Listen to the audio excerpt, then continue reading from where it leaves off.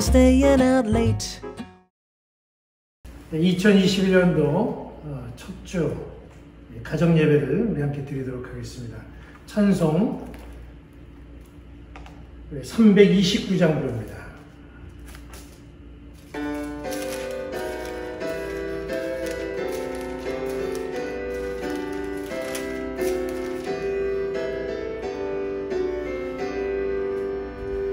주날 불러 이르소서 말씀대로 전하리라.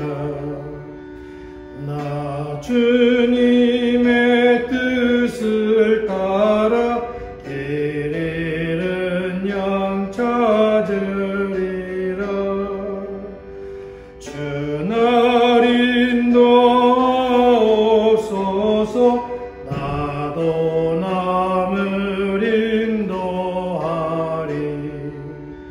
주 말씀에 주린 양떼 다 먹이게 하옵소서. 저 듣는 안만석 위에 날 세우사 힘주소서. 내 손을 펴 물에 빠진 저 무리를 건지리라. 내 주 얼굴 뵙기까지 주님 나를 도우소서. 이 천안목 받으셔서 주 뜻대로 쓰옵소서. 아멘. 우리 다 함께 보신 하나님의 말씀은 사무엘상 3장 10절부터 14절까지 말씀입니다. 여호와께서 임하여 서서 전과 같이 사무엘아 사무엘아 부르시는지라. 사무엘이 이르되 말씀하옵소서. 주의 종이 듣겠나이다 하니 여호와께서 사무엘에게 이르시되 보라 내가 이스라엘 중에 한 일을 행하리니 그것을 듣는 자마다 두 귀가 울리리라. 내가 엘리의 집에 대하여 말하는 것을 처음부터 끝까지 그날에 그에게 다 이루리라. 내가 그의 집을 영원토록 심판하겠다고 그에게 말한 것은 그가 아는 죄악 때문이니 이는 그가 자기의 아들들이 저주를 자청하되 금하지 아니하였음이니라. 그러므로 내가 엘리의 집에 대하여 맹세하기를 엘리 집의 죄악은 제물로나 예물로나 영원히 속죄함을 받지 못하리라 하였노라 하셨더라. 아멘. 이 말씀은 사무엘이 하나님을 만나는 그런 말씀 내용으로 구성되어 있는 말씀입니다. 사무엘은 하나님을 여기서 처음 만나게 되고 하나님의 말씀을 처음 듣게 되는데 사무엘이 하나님을 찾은 것이 아니라 하나님이 사무엘을 찾았다는 것이 이 말씀의 중요한 특징으로 볼 수가 있습니다. 그만큼 하나님에게는 이 시대에 있어서 사무엘이 필요한 존재였습니다. 그런데 하나님께서 사무엘에게 말씀을 주시는 그 말씀의 내용을 보면 축복의 말씀이면 참 좋겠는데 처음 사무엘을 만나셔서 주신 하나님의 말씀이 축복이 아니라 심판의 말씀입니다. 여기 말씀에 보면 하나님께서는 엘리의 집을 심판하신다 그렇게 말씀을 하셨는데 엘리는 누구이며 또 이 엘리의 집안은 어떤 집안인가 우선 여기서 약간 좀 살펴볼 필요가 있습니다. 엘리는 사사시대의 이스라엘 공동체의 제사장이었고 엘리에게는 두 명의 아들이 있었습니다. 한 명은 흠니, 또 한 명은 비느하스입니다.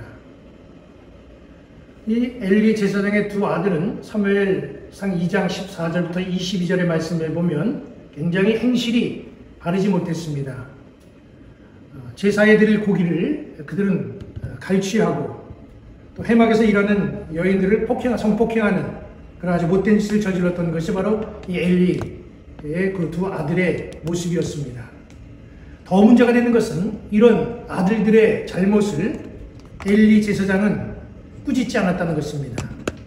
여기 13절 하반절의 말씀 보면 하나님께서 왜 이 집안을 심판하시는가 봤더니 이는 그가 자기의 아들들이 저주를 자청하되 금하지 아니하였기 때문이라 그렇게 말씀하고 있습니다.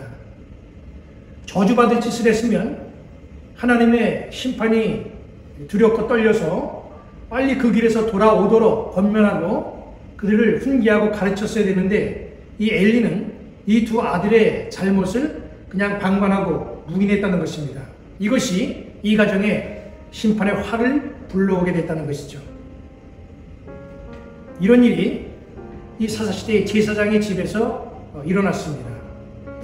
한 나라가 얼마나 깨끗한가라는 것을 알려면 그 나라의 종교의 부패 정도를 살펴보면 답이 나옵니다.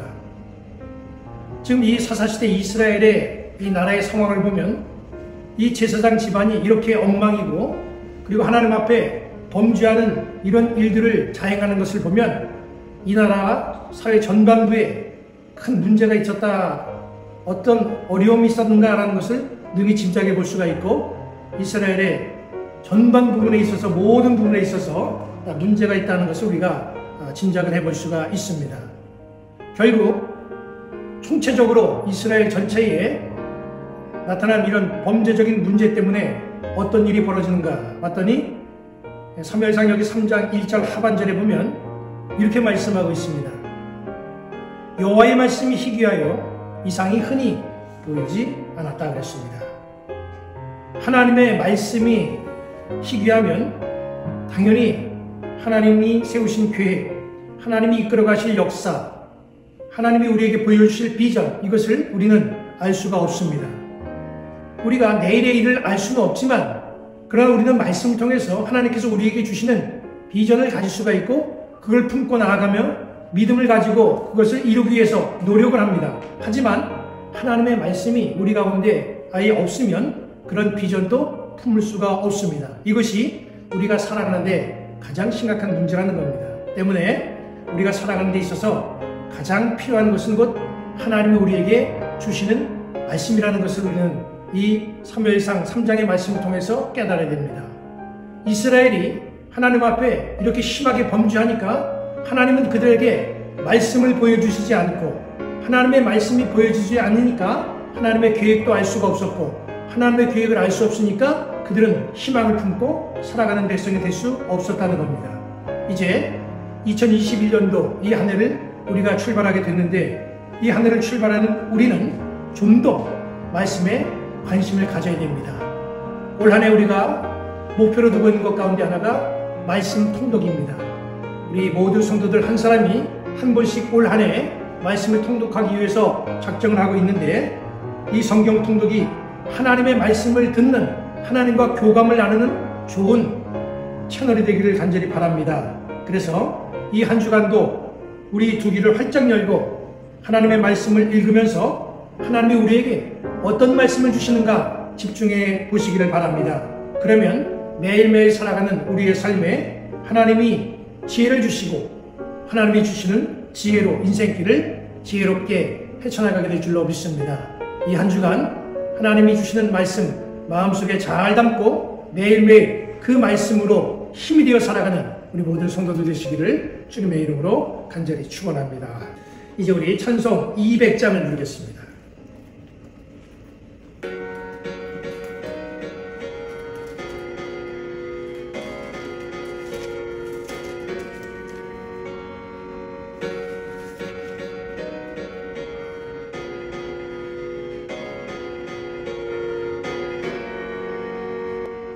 달고 묘한 그 말씀 생명의 말씀을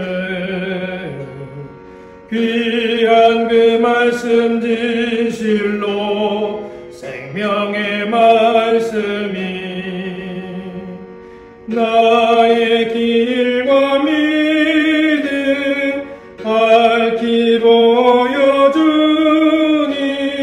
아름답고 귀한 말씀 생명샘이로다. 아름답고 귀한 말씀 생명샘이로다.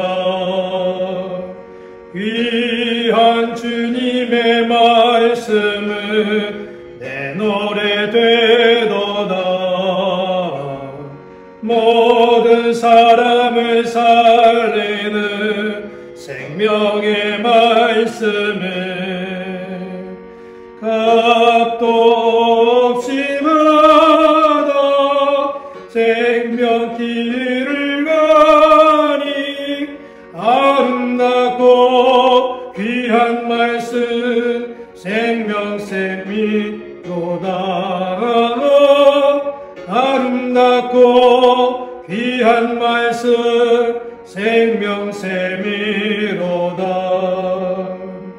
널리 울리어 퍼지는 생명의 말씀에 마음의 용서와 평안을 골고루 주나니 다만 예수 말씀 듣고 복을 받네. 아름답고 귀한 말씀 생명샘이로다. 아름답고 귀한 말씀 생명샘이로다. 아멘. 네, 기도하겠습니다. 살아계신 하나님, 매일의 삶에서 하나님의 말씀에 귀 기울이며 살아가게 하옵소서. 오직 하나님의 말씀에 믿음으로 반응하고 겸손으로 순종하게 하옵소서. 그래서 하나님 나라의 회복과 역사를 위해 쓰임받는 그런 아름다운 삶을 살게 하여 주옵소서. 예수님의 이름으로 기도합니다. 아멘.